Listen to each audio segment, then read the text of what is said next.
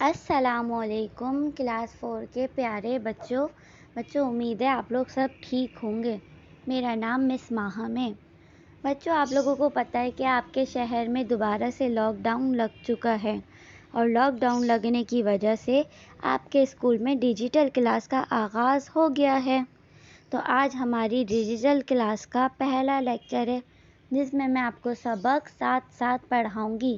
تو سارے بچے اپنی کاروان اردو کی بک کھولیں اور میرے ساتھ پیج نمبر 105 پر آئیے۔ بچوں، سب سے پہلے تو میں آپ کو ساتھ ساتھ کا مطلب بتاؤں گی۔ ساتھ ساتھ کا مطلب ہے ایک دوسرے کا خیال رکھنا اور ایک دوسرے کے ساتھ مل جل کر رہنا۔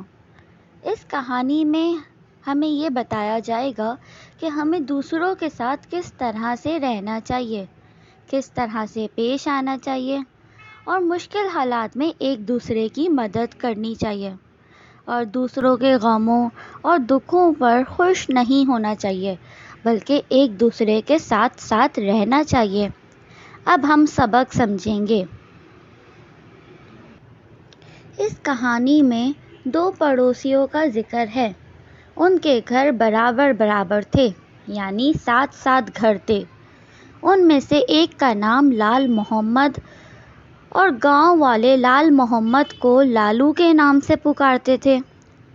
اور لالو کے پاس 10 ایکڑ کی زمین تھی، یعنی بہت بڑی زمین تھی، جس پر وہ کاشتکاری کرتا تھا۔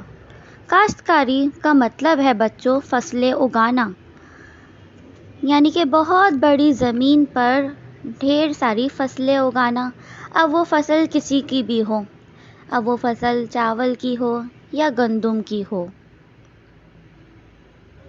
اب دوسرے پڑوسی کا نام رحیم بخش تھا، اور رحیم بخش کو بھی گاؤں والے رحمو کے نام سے پکارا کرتے تھے۔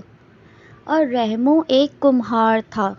کمہار مطلب وہ لوگ جو مٹی کے برتن بناتے ہیں اور ان کے اوپر ڈیزائننگ کرتے ہیں، یعنی عمدہ نقش و نگار۔ پڑوسی ہونے کے باوجود بھی دونوں میں سانپ نیولے کا بیڑ تھا، یعنی کہ آپ کو پتہ ہے سانپ نیولے کی دشمنی کتنی زیادہ خطرناک ہوتی ہے، اس لیے یہاں پر یہ جملہ استعمال کیا گیا ہے۔ کئی بار گاؤں کے بڑے لوگوں نے اور بوڑھے لوگوں نے انہیں سمجھانے کی کوشش کری، ان کی دشمنی ختم کروانے کے لیے ان سے دوستی بھی کروائی، لیکن پھر بھی وہ دونوں دھات کے تین پات، یعنی کہ اپنی ضد پر اڑے رہے۔ دوستی ہونے کے بجائے دشمنی اور بڑھتی جا رہی تھی۔ پھر ایک مرتبہ لالو کی فصل پہلے کے مقابلے میں بہت اچھی ہوئی۔ لالو بہت خوش تھا کہ اس کی فصل اس دفعہ بہت اچھی ہوئی ہے، اور رحمو اس کی فصل دیکھ دیکھ کر جلتا تھا، یعنی کہ حسد کرتا تھا۔ لیکن ایک دفعہ رحمو کی بھٹی سے چند چنگاریاں اڑ کر لالو کے کھیت میں چلی گئیں۔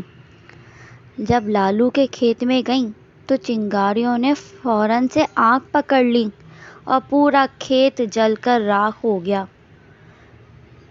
بچوں، اس میں بھٹی کا ورڈ یوز ہوا ہے۔ آپ کو پتہ ہے بھٹی بہت گرم ہوتی ہے، اور رحمو بھی اپنی بھٹی کے اندر اپنے برتن سکھانے کے لیے رکھتا تھا۔ تو اس وجہ سے بھٹی میں سے کچھ چنگاریاں اڑ کر چلی گئیں کھیت میں، اور کھیت جل کر راکھ ہو گیا۔ لالو کو جب پتہ چلا کہ یہ چنگاریاں رحمو کی بھٹی سے نکلی ہیں، تو اس کو وہ بہت بد دعائیں دینے لگا، اور کہنے لگا کہ یہ سب رحمو کی وجہ سے ہوا ہے، اور رحمو اس کے نقصان پر خوش ہوا کہ اچھا ہوا اس کی فصل پوری جل کر راکھ ہو گئی۔ پھر ایک دفعہ بہت تیز بارش ہوئی، اور بارش 3 دن تک جاری رہی۔ بارش میں رحمو کے برتن ٹوٹ گئے اور گاڑھا بن گئے، یعنی مٹی اور پانی کا ایک لیب، ایک مٹیریل بن گیا۔ جیسے گاڑھا سا مٹیریل ہوتا ہے نا بچوں، اسی طرح مٹی اور پانی کا ایک لیب بن گیا۔ اس مرتبہ لالو خوش ہوا کہ اچھا ہوا رحمو کا بھی نقصان ہوا، وہ یہ سوچ رہا تھا۔ لیکن بارش کی وجہ سے سیلاب آ گیا، کیونکہ میں نے آپ کو بتایا نا کہ بارش 3 دن تک جاری رہی۔ 3 دن تک ہوتی رہی، تو اس وجہ سے گاؤں میں سیلاب آ گیا۔ اب ریمو کا گھر کچا تھا۔ اب اس کا گھر کچا تو تھا، کچے کی وجہ سے اس کے گھر ٹوٹ بھی گیا تھا اور اس کے گھر میں پانی بھی بھر گیا تھا، جبکہ لالو کا گھر 2 منزلہ اور پختہ یعنی کہ مضبوط بنا ہوا تھا، جیسے کہ ہمارے گھر بنے ہوئے ہوتے ہیں۔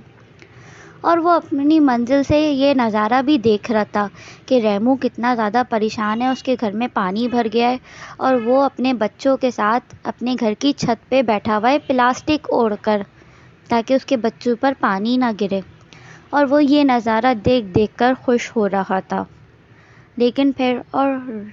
لیکن پھر لالو کے ہاتھ میں چائے بھی تھی اور دوسرے ہاتھ میں ریڈیو پر اس نے ایک آیت سنی۔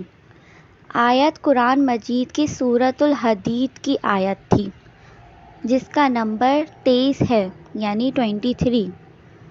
اس آیت میں یہ لکھا ہوا تھا کہ اللہ تعالیٰ کسی اترانے اور شیخی بگاڑنے والوں کو دوست نہیں رکھتا، جیسا کہ آپ کتاب میں بھی دیکھ رہے ہیں کہ وہ آیت کا ترجمہ لکھا ہوا ہے 107 پر۔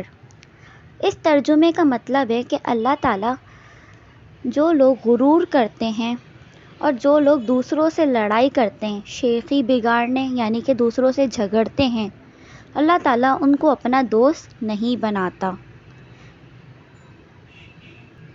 پھر لالو نے ایک چیز اور دیکھی۔ اس نے دیکھا کہ پانی میں بہتا ہوا ایک ٹوکرا آ رہا ہے اور اس ٹوکرے میں سانپ اور چڑیا کے بچے بیٹھے ہوئے ہیں، اور وہ یہ دیکھ کر حیران رہ گیا کہ سانپ نے چڑیا کے بچوں کو نہیں کھایا، بلکہ وہ بھی آرام سے بیٹھا ہوا ہے سانپ، اور اس کے بچے بھی آرام سے بیٹھے ہوئے ہیں چڑیا کے، اور چڑیا بھی آرام سے بیٹھی ہوئی ہے۔ پھر اس کے دل میں ایک احساس پیدا ہوا۔ اس نے سوچا کہ اس مشکل حالات میں جب سانپ اور چڑیا کے بچے بھی آرام سے بیٹھ سکتے ہیں تو میں اور ریمو کیوں نہیں بیٹھ سکتے؟ اس کے دل میں یہ احساس پیدا ہوا۔ پھر اس نے فوراً سے فیصلہ کیا اور ریمو اور اس کے بچوں کو اپنے ساتھ اپنے گھر لے آیا۔ ریمو لالو کا رویہ دیکھ کر حیران رہ گیا اور خوش بھی ہوا۔ پھر ریمو اور لالو دونوں اپنی دشمنی بھول گئے اور دونوں دوست بن گئے۔